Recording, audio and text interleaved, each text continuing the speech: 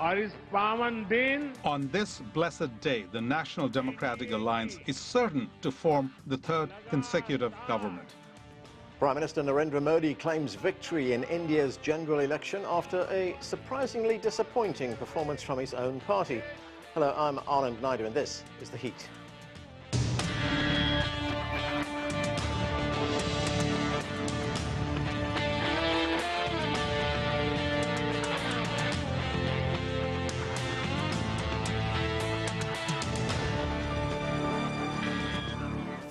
Seats. That was the expectation by the ruling BJP alliance. In the end, they will end up with less than 300, a sharp decline from the 2019 election when the alliance held 353 seats.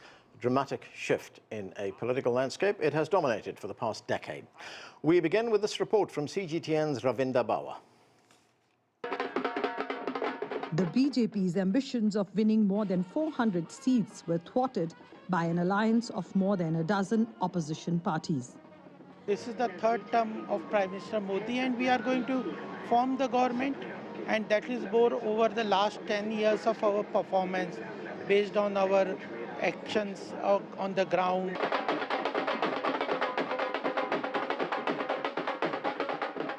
The mood at the office of India's largest opposition party was celebratory after the results became known.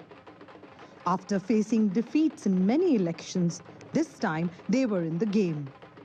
Absolutely, Mr. Mallikarjun Kharge ji provided the right guidance to all the partners, to us, to everyone, and cobbled this beautiful alliance. Counting started at 8 in the morning on Tuesday.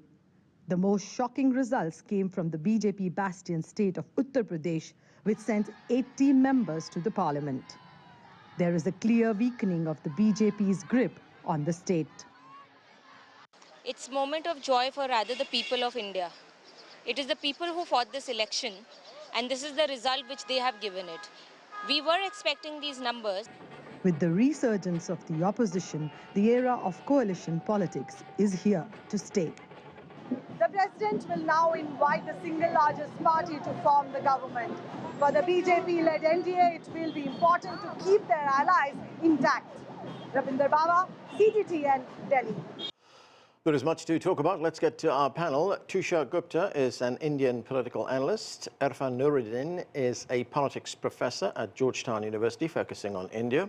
Also with us is Sourabh Gupta. He's a senior Asia-Pacific international relations policy specialist at the Institute for China-America Studies. And Chidanand Rajghatta is the foreign editor and US bureau chief for the Times of India. Thank you, everyone, for being with us. Chidanand, let me start with you. Let's look at the state of politics in India right now. Until the election, Prime Minister Narendra Modi was, well, he seemed to be unstoppable. His BJP, with their brand of Hindu nationalist politics, has dominated politics in India for a long time, at least for the last decade. This time, the party fell far short of expectations. What happened?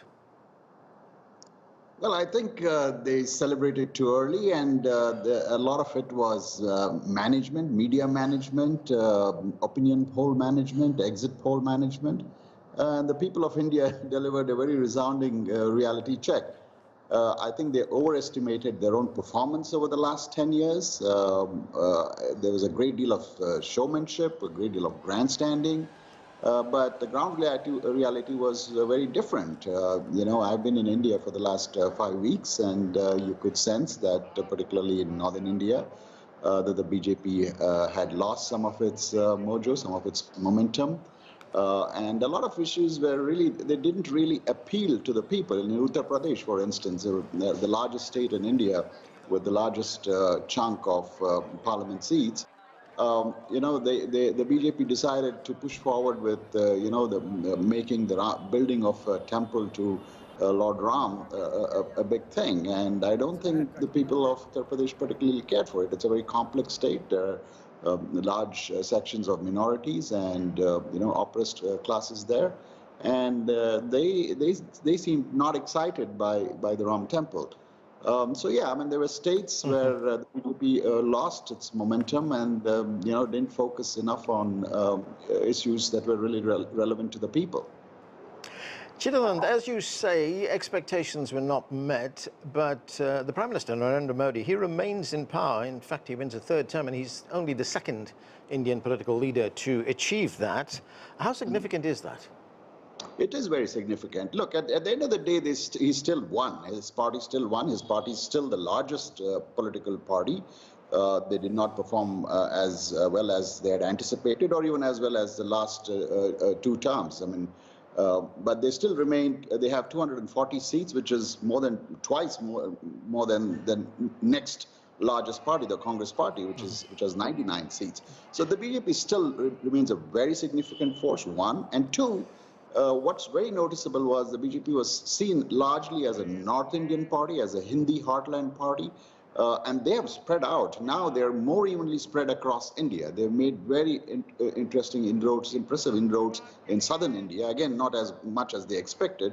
But if you look at the electoral map of India now, the BJP is in every part of the country, including the south and east, where they did not have a great presence. And to understand this, I mean, imagine the United States, and the Democrats are largely on the East Coast, West Coast, Midwestern states, and they make inroads in heartland America. So, yeah, that's a very interesting development, and it augurs well for the future of the party. But the interesting thing is the people of India have decided to cut them down to size and cut Prime Minister Modi down to size. He does not seem as formidable as he seemed. Depending on 2 very mercurial allies. Tushar Gupta, great to have you with us. The Prime Minister, Narendra Modi, and his cabinet will be sworn in on Saturday. Now, before the election, the Prime Minister and his allies, as we've just heard, were very boldly predicting that they would get 400 seats in the lower house, which has 543 seats. In the end, the BJP got only 240. What is, in your view, the issues that cost them all these votes? Well, look, in election management and after 10 years of anti-incumbency, it's hard to predict one single issue which leads to the reduction in seats. But overall, it was 3 or 4 states where the majority of the losses came from. It was West Bengal, Uttar Pradesh, some bit in Maharashtra and Rajasthan. But on the upward side, I think the vote share, the overall vote share of the party was pretty much at the same 2019 level. Now that, as the previous speaker elaborated, it's more spread out. Alongside the general elections, we also had state assembly elections in 4 states. These included 2 ally states and 2 states where the BJP was fighting, and they won all 4 of them. So yes, there have been some temporary losses, with the ones the BJP would look to recover in the coming years, in the coming state assembly elections. But overall, it has been a sort of an expansion, which is far more spread out now, which might not come in the number of seats. You may not see it in the number of seats. But if you look at the vote share, you look at the presence. For instance, Odisha, a state on the eastern coast, it's after more than 2 decades that a national party has swept both the state assembly election and the general election, one they were not expected to do well. In Andhra Pradesh, one of their ally in the center is actually forming the government with a thumping majority, more than 2/3 of the seats in the state assembly. In Sikkim and Arunachal Pradesh, they have one big, which are key northeastern states. So I think there are some temporary losses that the BJP will have to work on, but there are some unprecedented gains in other parts of the country, parts where the BJP was traditionally not strong. Now they are. Yeah.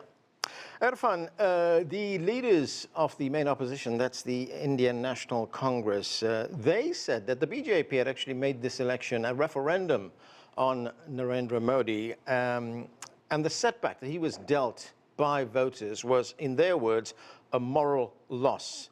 There are some analysts who say, look, this election marks the return of the Congress party, and to some extent the return of the Gandhi dynasty. That was a reference, of course, to the Congress party's leader, Rahul Gandhi. That party got 99 seats. How do you see the outcome of this election? It's definitely a shot in the arm for the Congress party and for Mr. Gandhi. I recall in 2014, the Congress party was reduced to just 40 seats in the Lok Sabha. They raised that to about 50 seats in 2019. But throughout that period, there were lots of questions by analysts, and Prime Minister Modi very prominently arguing that his goal was to turn India into Congress Mukta Bharat, an India free of the Congress party. Right? The question was whether the Congress would continue to exist. Well, it has survived. It has stitched together a coalition took a lot of work, right? I mean, there are a lot of seat sharing behind the scenes, a lot of egos to be managed. And Mr. Gandhi, I think, has come out of this election credibility restored, and I think much more relevant to the future of Indian politics than anyone would have predicted a few years ago. For the Congress party, a huge day and a very successful one. For Mr. Modi, I do think it was a referendum, and that's partly because the BJP has made themselves a party that is about Mr. Modi. He's on every campaign, he's on every flyer, he's on every radio spot, he's on every TV ad. They run elections without even naming the candidates for chief minister because it's about Mr. Modi.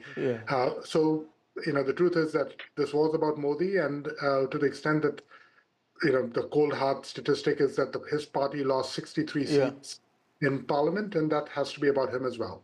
Right, Irfan, the other thing was that the BJP had built this aura of invincibility around Prime Minister Narendra Modi, but now that aura has been broken, it's been pierced. So I'm wondering to what extent that will embolden the Congress party right now, who now may feel that they're on a winning streak with their message, and this could be the beginning of the road back to power. I think that's exactly right, Anand. I mean, there's two parts to that, though. As Tushar said, I mean, the BJP and its allies did well in a couple of state elections that were concurrent over here, but India is the land of never-ending elections, and later this fall, there'll be more elections, including in significant states like Rajasthan, Haryana, Maharashtra. In all of those states, I think you're going to see a really renewed and invigorated opposition, really hoping to seize those states back. And two of those, they were in power until the BJP managed to topple the government and form a government of its own. Let's imagine that in the fall, even two of those three states goes back to the so-called India Alliance, aka the opposition at the national level. That really changes the narrative about the next 5 years. But one thing that's worth mentioning is that, you know, for all that we're talking about over here, as Tushar also said, and as Chidu also pointed out, the BJP maintained 37% of the national vote share. So another lesson, it's a much more boring lesson than talking about rhetoric and campaign strategy. Is that really what paid off is that the opposition stopped beating itself. They consolidated the vote. They shared seats so that they weren't competing with each other. That might be the most important lesson that they have to learn and that they have to take forward, which is, as you go into the state assembly elections, can you continue to keep egos in check and say, hey, you get to compete this seat and we'll throw our forces behind you, and we get to compete this one and you throw your forces behind us. If we don't do that, the BJP returns to pole position. Sourabh Gupta, the BJP will now have to depend on its allies to stay in power, to govern. Modi does not have an absolute majority. He has somewhat of a weaker mandate right now. This is how the analyst Milan Vaishnav sees it. Let's listen to him. We shouldn't lose sight at the same time that the BJP does sit in the driver's seat. It is going to have to make concessions to allies to govern. That is a position Narendra Modi has never been in. So we don't know what this is going to look like. But this is going to mean a government that has to operate with greater consultation, greater deliberation. It's going to have a stronger opposition, not a weak opposition as it's had for the past 10 years. And so this is truly, you know, uncharted territory, both for Indians as well as for the Prime Minister. So, Sourabh, are we now going to see a Modi government that's going to have to sort of temper some of its more radical policies and tone down some of the more extreme language that it's been using in the past? Yes, it necessarily will have to do so, but I don't think this is really uncharted territory. In fact, this is charted territory. First of all, let's talk about Mr. Modi himself. Yes, there's been a lot of religious, cultural assertion in India, Hindutva. It has almost boiled down in some instances to Islamophobia, etc., etc. But Mr. Modi is very, very focused on development. And his goal has actually been to marry that religious, cultural assertion with development so that the BJP is looked as the party which is both conservative, religiosity is an important part, but is fundamentally focused on development and prosperity and giving India that identity of wealth, prosperity, as well as religious security in his view. This is where Mr. Modi stands. Maybe there are elements in his party which look more at the Hindu card rather than worry so much about the development element. But Mr. Modi is the prime minister, and it's his decision making which will count. Now, here's the part which is not uncharted. Mr. Modi has not gone through a situation where he has to be in a coalition and depend on a coalition for votes to get legislation through parliament.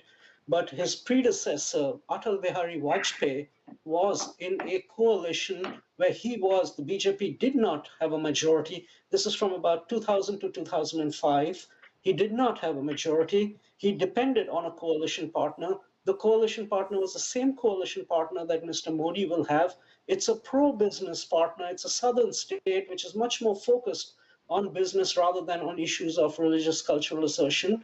And this, I think, I would submit, actually works for the better because it will hold the BJP's feet to the fire while allow it to play its pro-business credentials within constraints. So not uncharted territory. Mr. Vajpayee led a very, very competent and efficient government, which unfortunately was not voted back to power because perhaps on the welfare development side, it was seen to be not as focused, which Mr. Modi has shown that he has built out the welfare architecture of India and digitalized it.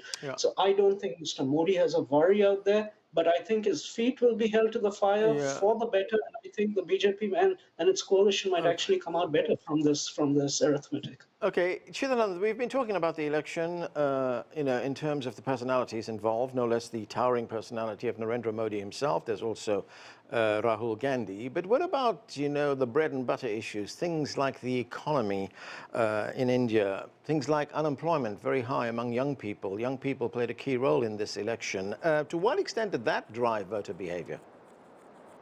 It certainly did. I think youth unemployment is a big issue. I don't think, the BJP or the previous government placed enough emphasis on employment generation to the extent that it appealed to the youth. There was a lot of unhappiness.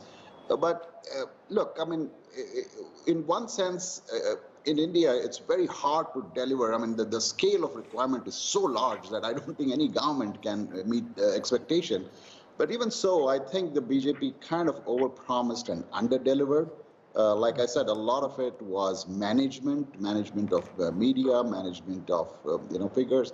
There's been, I've been here for 5 weeks, like I said, and some of the developments are very impressive, but the requirements are humongous.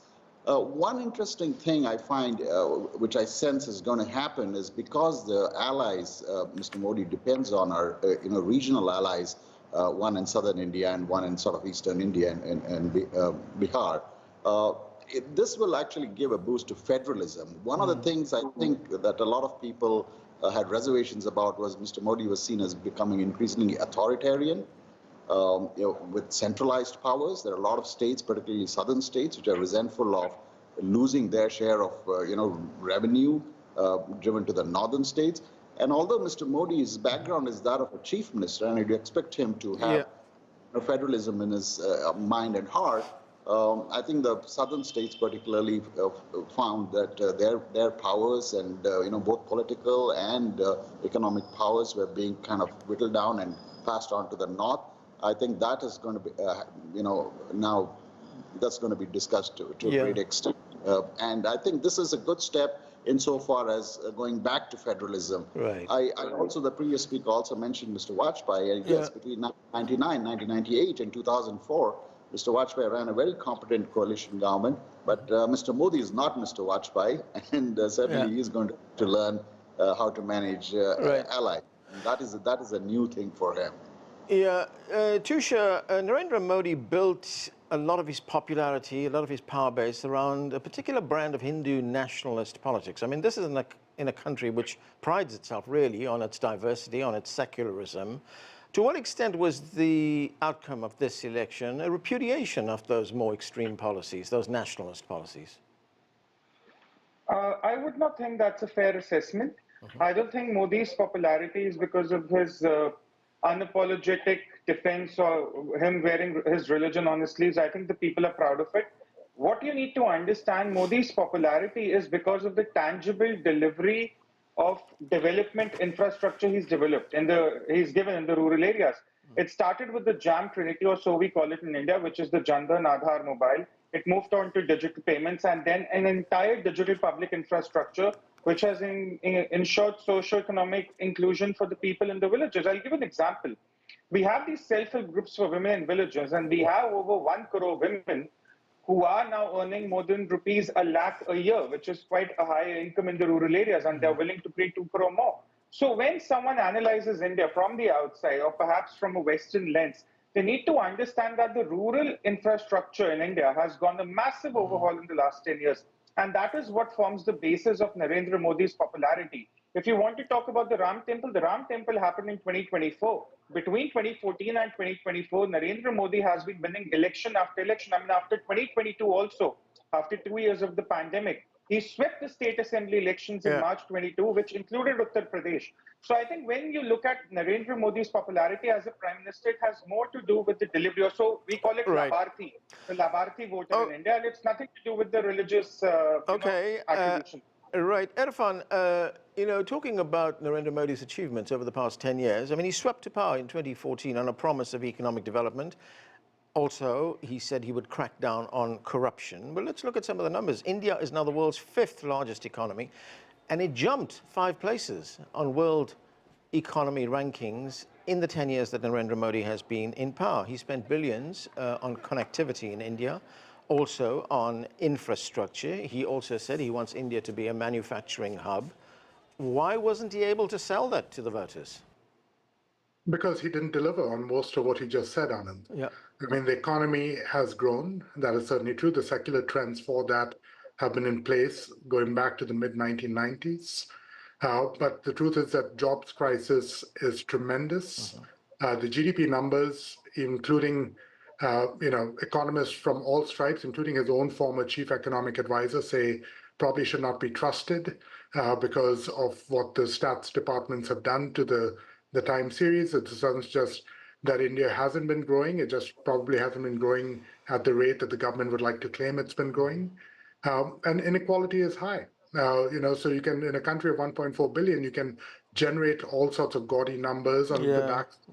Hundreds of millions of rich people who live in cities and upper middle class people live in cities. The rural distress and food insecurity is a concern. Sourabh, Irfan mentioned inequality in India.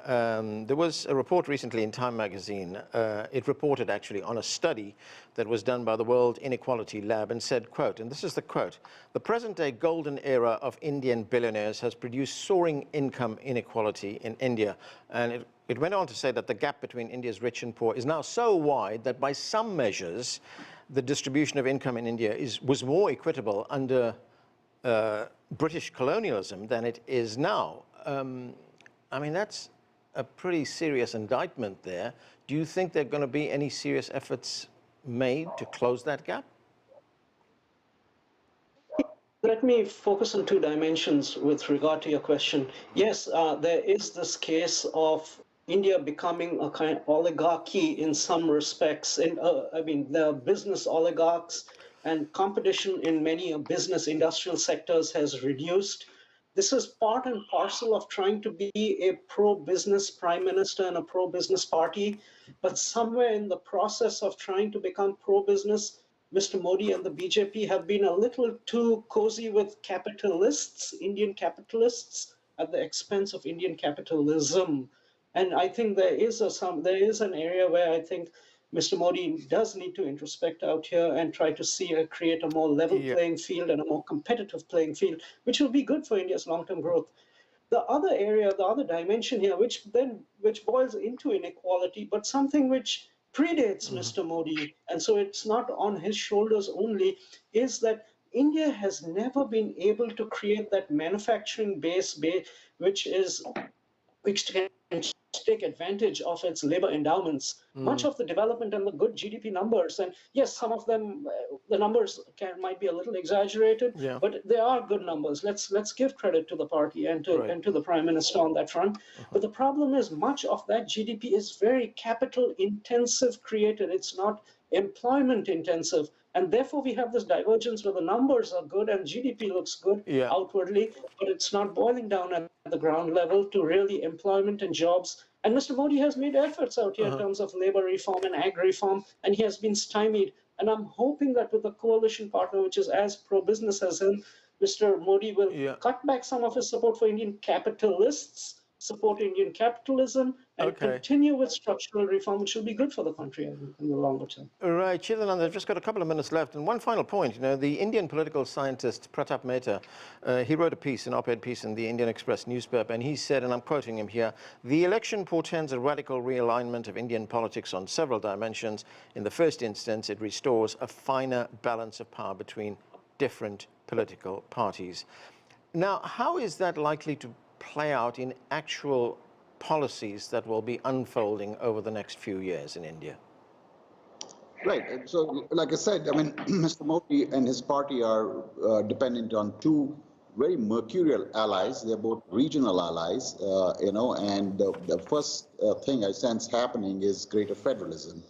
I think all policies will have to be tailored, taking into account the allies and also several other states. I mean, the southern states, for instance, where BJP has actually made inroads. It's very interesting that, their vote share has gone up significantly. They might not have, it may not have translated into seats. And this whole sense that the BJP was a North Indian Hindi-dominated party and Hindu-dominated party. The southern states are definitely more secular. They have a, population mix which is not, so driven by Hindu orientation.